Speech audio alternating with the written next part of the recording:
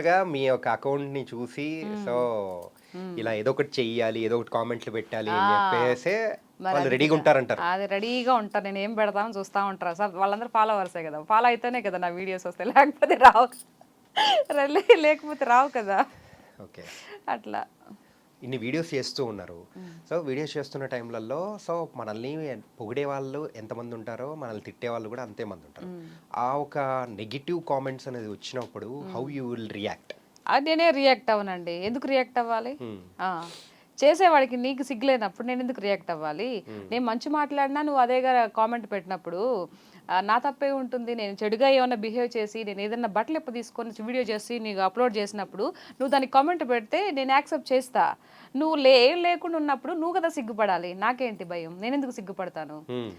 నిన్ను పెంచి పెద్ద చేసిన నీ తల్లిదండ్రులకి సపోజ్‌కి లేడీస్ తీసుకుంటే నీ తల్లికి ఏ అయితే అవయవాలు ఉంటాయో సేమ్ నాకు కూడా అదే ఉన్నాయి. నువ్వు ఎక్కడైతే గర్భం నుంచి చీల్చుకొని బయటకొచ్చావో అదే పార్ట్ గురించి నువ్వు అసభ్యకరంగా వేరే ఆడపిల్లని అంటున్నావనంటే అంతకైనా దుర్మార్గం ఇంకోటుందా? అంతకైనా నీచమైన మెంటాలిటీ ఇంకోటుంటుందా? ఎక్కడో ఇలాంటి కామెంట్స్ బాగా మిమ్మల్ని హర్ట్ చేసాయనిపిస్తుంది. ఎందుకంటే మీ హట్ మాటల్లో ఆ! ఎక్కువగా అంటే ఈ పర్టిక్యులర్‌గా దీని గురించి మాట్లాడేటప్పుడు పదును అనేది ఎక్కువగా ఉంది. అవును. సో, మరంతే కదా! ఇప్పుడు సొసైటీ మారాలి అంటే పదునుగా ఒక మాట చెప్పాలి గదా! హ్మ్. ఎందుకలా కామెంట్ చేస్తావు? ఇప్పుడు నేను రాజకీయం గురించి మాట్లాడాను. నేను ఇప్పుడు ఈ విషయం వచ్చింది కాబట్టి చెప్తున్నా. 'రఘువరన్ బీటెక్‌లో' ఒక డైలాగ్ ఉంది. పెద్ద డైలాగ్, లెంగ్తీ యాహ్! డైలాగ్ ఉంది. నా వెర్షన్‌లో నేనేదో డైలాగులు నేర్చుకొని ఆడ పెట్టాను. దానికి కూడా బండ బూతులు తిట్టి ఎంత బండ బూతులు కామెంట్‌లు తిట్టారు. కాదు హ్యాపీగా మీరు మూవీస్ ఇలా అన్నీ చేసుకుంటూ ఎళ్తున్నప్పుడు మధ్యలో పొలిటికల్ దాని గురించి అవసరమా అండి? అది నాకు చాలా అవసరం అండి. ఎందుకండి అంతగా? అదంతే గదా! అదే ఇప్పుడు ఎందుకలాగా? స్వతంత్ర సమరంలో ఇప్పుడు మీరున్నారు. స్వతంత్ర సమరం అని జెప్పేసి మీరనుకుంటున్నారు. కాదు. కానీ కాదు. ఒకటే నేను చెప్తున్నా. నేను ఫర్ ఎగ్జాంపుల్ చెప్పాలి గదా! అంటే ఇదొక్కటి నేను అడుగుతాను అడగండి. చెప్పండి. అడగండి. ఏంటంటే హ్మ్. అరే! మనకంటూ ఒక ఫేమ్ గావాలి. హ్మ్. సో, ఏదో ఒకటి ఒక పాయింట్ అనేది లాగి మనం కూడా ఒక ఫేమ్ అనేది అవ్వాలంటే దిస్ ఈస్ ద మీడియం అని గూడా అనుకునే వాళ్ళు గూడా ఉంటారు గదా! ఆ! సో, ఇది నేను అనొచ్చు. హ్మ్. సో, దాని గురించి మీరేమంటారు? చాలామంది అడుగుతారు. నీకు పాలిటిక్స్ ఎందుకు? నీకు పాలిటిక్స్ ఎందుకు అని. ఇప్పుడు కడుపులో నుంచి బిడ్డ బయటకొచ్చేటప్పుడు తల్లి అనుకుంటుందా? వీడు పలానోడు అవుతాడని చెప్పి కంటుందా? లేదు కదా! బిడ్డని కంటుంది. హ్మ్. వాడు పెద్దయిన తర్వాత వాడేమవ్వాలో వాడవుతాడు. ఇప్పుడు అందరు నీకు పాలిటిక్స్ ఎందుకు అనంటే, ఇప్పుడు సపోజ్ జవాన్లు తీసుకుందాం. బార్డర్‌లో ఎవరైతే కాపలా కాస్తున్నారో, హ్మ్. ఇప్పుడు మీకో కొడుకు పుట్టాడనుకో, మీ కొడుకుని మీరు వాడికిష్టం లేకపోయినా పంపించగలుగుతారా? దానికి పంపించరు. ఆ ప్యాషన్ అతనికి ఇష్టం ఉంటేనే, ఉంటేనే. అతని ఇష్టం ఉంటేనే పంపిస్తారు. కొందరేంటంటే నా బిడ్డది కాదు పక్కింటి బిడ్డ వెళ్తే బాగుండు అని అనుకుంటారు. సో, అక్కడ ఉండి ఇది చేయాలంటే. ఏ టైం ఎలా జరుగుతుందో తెలీదు కాబట్టి ఇది అక్కడ ప్రాణాలు కూడా పరిస్థితి వస్తుంది కాబట్టి అలా అనుకుంటారు. కానీ ఇప్పుడు అలా అందరూ అనుకోనుంటే ఈరోజు జవాన్లు ఉండేవాళ్ళా? కాదు కదా! సో, ఏదైనా ఒక పొలిటికల్‌గా ఉండి ప్రజల తరపున మాట్లాడాలి కాబట్టి నేను మాట్లాడుతున్నా. నాకు ఇది అనిపిచ్చింది. మరి అది భగవంతుడిచ్చాడో, ఎవరిచ్చాడో నాకు తెలీదు. కానీ ఏదైనా నేను నాయకుల్ని అభిమానించే నాయకుల గురించి ఎప్పుడు మాట్లాడలేదు. వాళ్ళు ఎవరైనా సరే నాకు బాబు గారన్నా బాగా అభిమానం, పవన్ కళ్యాణ్ గారన్నా బాగా అభిమానం. రేపు వాళ్ళేదైనా మిస్టేక్ చేసినా అడిగే నేను ఆల్రెడీ మొన్న తిరుపతిలో జరిగినప్పుడు మీరు నా వీడియో చూసే ఉంటారు. లైవ్‌లో పెట్టి మాట్లాడాను. అసలు హ్మ్. ఎంత మాట్లాడానంటే నాకే తెలీదు. అసలు నిజంగా నేనేనా మాట్లాడిందని. అభిమానం పక్కన పెట్టాలి. అభిమానం ఉంటుంది. మనం ఒక అందలం ఎక్కించినప్పుడు, ఒక పట్టం కట్టి ఇచ్చినప్పుడు వాళ్ళు ఎవరి గురించి పాటుపడాలి? ప్రజల గురించి పాటుపడాలి. లేదు మా పాటికి మేము ఉంటాము. మేము దేవుడిని చూడాలి అనంటే సెపరేట్‌గా వీళ్ళకి ఏంటి ఎనక ఎతల ఎవరుంటారు? గన్‌మ్యాన్‌లు వీళ్ళందరూ ఉన్నారు అనంటే ప్రజలకి ఎవరు గన్‌మ్యాన్స్ వస్తారు? ఎవరిస్తారు? ఆ విధంగా మాట్లాడరు. అయన్నీ నాకు భావాలున్నాయి కాబట్టి నేను మాట్లాడుతున్నా. ఆ భావాలేమి లేవు. 2 రీల్స్ చేసుకుంటాను హ్యాపీగా. నాకు ఫాలోవర్స్ వస్తున్నారు. హ్మ్. ఏదైనా 4 మాటలు మాట్లాడేస్తాను అని అనుకుంటే నేను హ్యాపీగా బ్రతకొచ్చు. కానీ నాకెందుకు అట్లా అనిపించట్లా. నా మైండ్‌లో ఏదో రన్ అవుతుంది. అది మాట్లాడమని చెప్తున్నారు నాకు. ఎవరో చెప్పట్లా. నాకు లోపల చెప్తుంది. ఎందుకు మాట్లాడకూడదు? నేనెందుకు వాయిస్ రేజ్ చేయకూడదు? ఓటేసే హక్కు నాకు ఉంది కదా! ఎందుకు మాట్లాడకూడదు? మీకు పాలిటిక్స్ ఎందుకు అంటారు. ఎందుకు మాట్లాడకూడదు? హ్మ్. ఇప్పుడు మీరు క్వెషన్ అడిగారు కదా! పాలిటిక్స్ మీకెందుకండి అని అన్నారు. నేను ఎందుకు మాట్లాడకూడదని మీరు నాకు రీజన్ చెప్పండి. ఎందుకు మాట్లాడకూడదని కాదు. హ్మ్. సో, ఎందుకు ఈ ఇంట్రెస్ట్ అనేది నేను అడుగుతున్నాననమాట. మీరేమన్నా పాలిటిక్స్ ఎందుకని శుద్ధంగా ఈ రీల్స్ చేసుకోవచ్చు కదా! అన్నారు ఇప్పుడు కదా! హ్యాపీగా ఒక మూవీ ఇండస్ట్రీ సైడ్ ఇట్లా వెళ్ళాలి అని ఆ! అనుకున్నప్పుడు, హ్మ్. లేదు నాలో ఒకరున్నారు. సో, వాళ్ళు మాట్లాడిస్తున్నారు అని అన్నప్పుడు దట్స్ యువర్ ఇంట్రెస్ట్. హ్మ్. సో, అట్లాంటప్పుడు ఎవరు అడగడానికి లేదు. హ్మ్. ఏంటంటే మనం ఉండేది భారతదేశంలో వాక్ హ్మ్. స్వాతంత్రం అనేది కూడా ఉంది. అది. అట్లాంటప్పుడు మీకు అది ఇంట్రెస్ట్. హ్మ్. కాతే నాకు ఒకటి అనిపించేది ఏంటంటే, హ్మ్. మెయిన్‌గా మీరు సో ఒక పార్టీలో ఏమన్నా ఉన్నారా ఇప్పుడు? లేదండి. పార్టీలో అయితే ఏం లేరు. లేదు. సో పార్టీలో లేరు ప్రజల కాబట్టి పక్షాన మాట్లాడుతున్నా. ప్రజల పక్షాన మాట్లాడుతున్నారు. సో ప్రజల్లో ఒకరిలాగా మాట్లాడుతున్నాను. ప్రజల్లో ఒకరిలా ఎస్ మాట్లాడుతున్నారు. అంతే. తొందరలో ఏదో ఒక పార్టీ కండువా కప్పుకోబోతున్నారని, ఆ, అంటే లైక్ స్పోక్స్ పర్సన్గా కూడా ఒక 10 ఇయర్స్ తర్వాత చూస్తామేమో అన్నట్టు మీ యొక్క జర్నీ అనేది ఆ వైపు అనిపిస్తూ ఉంది.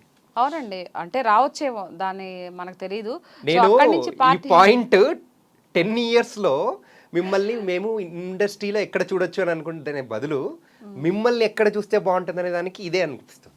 అవునా? ఓకే. మేబీ అది రాతలు రాసి పెట్టుంటే వస్తుందేమో తెలియదు కదా. మీ యొక్క జర్నీ అలాగే ఉంది కదా? తెలియట్లేదండి నాకు. లేదు లేదు లేదు లేదు, మీరు చెప్పాలి సీత గారు. ఏంటంటే మీరు అంటే మీ మాటలు కానీ, సో మీరు చెప్పే సమాధానం కానీ కంప్లీట్గా ఇటువైపే ఉంది. ఓకే. నేను మీతో కూర్చొని ఇంటర్వ్యూకి ఒక పర్సెప్షన్లో వస్తే మీరు నా పర్సెప్షన్ కంప్లీట్ చేంజ్ చేసేసారు. Okay. So is it true or not? అంటే రాజకీయం వైపు అడుగులు వేయాలని ఉందా లేదా? అంటే నేను తెలియకుండా దీంట్లోకి అడుగు పెట్టాను. ఇప్పుడు తెలిసిన తర్వాత ఏదైతే అది అవుతుంది వెనక్కి నేను గివప్ అవ్వను, తీసుకోను. వెనక్కి వచ్చే అలవాటు నాకు లేదు. అది ఏదైనా సరే తాడో పేడో అంటారు కదా, చావైనా బ్రతికైనా ఒక అడుగు వేసాను కాబట్టి ఇంక అలాగే ముందడుగు వేస్తాను. నా వెనక నాకు ఎవరైనా సపోర్ట్ వచ్చినా పర్వాలేదు, రాకపోయినా పర్వాలేదు, నేను ఎవరినైనా విమర్శిస్తానండి. అది అభిమానించే వాళ్ళు కాదు, అభిమానించని వాళ్ళు కాదు, ఎవరినైనా మాట్లాడతాను. రేపు ఒకవేళ నన్ను మెచ్చి నిస్వార్థంగా నన్ను మెచ్చి ఈ అమ్మాయి బాగా మాట్లాడుతుంది, ఈ అమ్మాయి ఉంటే బాగుంటుంది అని ఎవరైనా నాకు చెయ్యి ఇస్తే గనక నా వాయిస్ని ఇంకా బాగా పెద్దగా వినిపించడానికి ట్రై చేస్తాను.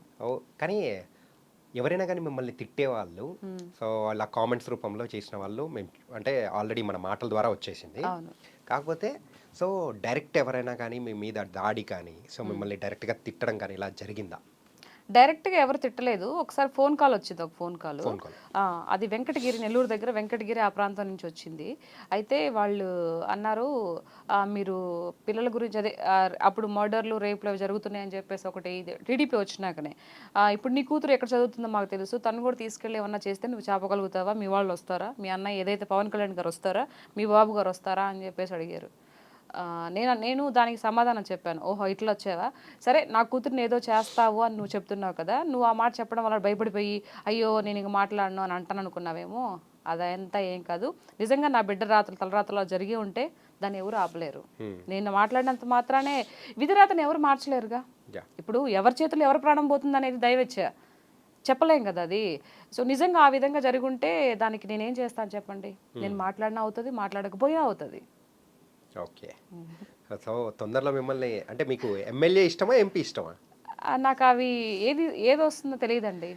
అంటే రావడం మాత్రం పక్కా అని కూడా నేను ఎలా చెప్తానండి. అంటే ఏది వస్తుందో తెలియదు అన్నప్పుడు ఏదో ఒకటి వస్తుందని అనుకోవచ్చు కదా. అంటే ఏదో ఒకటి వస్తుంది అని అంటే మనము ప్రజల పక్షాన మాట్లాడుతున్నప్పుడు ప్రజలకి ఏదో చేయాలని ఒక బలమైన సంకల్పం మనకు ఉన్నప్పుడు అది ఎలా వరుస్తుందో మనం చెప్పలేం కదా. ఎమ్మెల్యేగా వరుస్తుందో, ఎమ్మెల్సీగా వరుస్తుందో, ఎంపీగా వరుస్తుందో మనం చెప్పలేం కదా.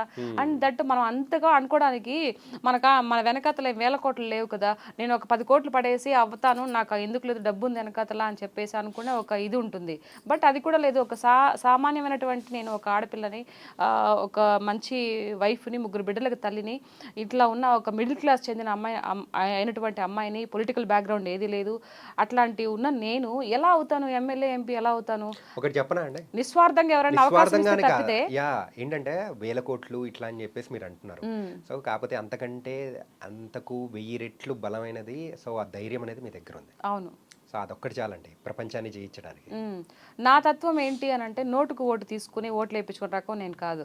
ఒకవేళ రేపు నిజంగా నన్ను నమ్మి ఆత్మకూరు నియోజకవర్గంలో ఒకవేళ రేపు 10 ఏళ్ల తర్వాత అయినా కానీ నిలబడే కెపాసిటీ, హక్కు నాకు ఇచ్చారు, ఒక టికెట్ ఏదైనా ఇచ్చారు అని అంటే నేను ₹1 కూడా ఇవ్వను. నా దగ్గర లేవు, నేను ఇయ్యను. మీ భవిష్యత్తు బాగుండాలి, మీకు అనుకున్నట్టు జరగాలి అని అంటే ఓటేసి గెలిపించిన ఇది మాత్రం చెప్పగలుగుతాను. కానీ లేదు నా దగ్గర ఇన్ని కోట్లునే పంచుతాను, ఓటుకి నోట్ అనేది నా మైండ్లో సెట్ ఎప్పటి నుంచో. ఎందుకు తీసుకోవాలి డబ్బులు? ఇప్పటి వరకు నాకు ఓటు వచ్చినప్పటి నుంచి నేను 1 పైసా కూడా తీసుకోలేదు, అలా తీసుకుని ఓటేయలేదు. అలా తీసుకున్నప్పుడు నువ్వు అడిగే ఇదిని కోల్పోతావు కదా. ఇప్పుడు నేనున్నానండి, ఎమ్మెల్యే అయ్యాను, నీకు ఒక 10,000 ఇచ్చాను, ఓటుకి 5,000 ఇచ్చాను అనుకో, మీ ఇంట్లో 2 ఓట్లు పడ్డాయి నాకు, నువ్వు నా దగ్గరకు వచ్చి అడిగే హక్కును కోల్పోతావు కదా. ఎవరైనా అంతే కదా. ప్రజలకి నేను ఈ మీడియా ద్వారా ప్రజలకు చెప్తున్నా, ప్లీజ్ దయచేసి నోటుకు ఓటు తీసుకుంటే మీకు ఏవైతే కావాలో, ఏవైతే రావాలో అవన్నీ మీరు కోల్పోతారు. దయచేసి నోటుకు ఓటు తీసుకోకండి, ఒక ఇచ్చినా కూడా మాకు వద్దని చెప్పండి. నైస్ అండి. ఏంటంటే ఒక సైడ్ ఆఫ్ యాంగిల్లో మిమ్మల్ని మీ గురించి తెలుసుకుందామని అనుకున్నా కానీ సో మరొక డైవర్షన్లో వెళ్ళిపోయి ఎక్కడికెక్కడికో వెళ్ళిపోయి again we came back. Okay. Nice.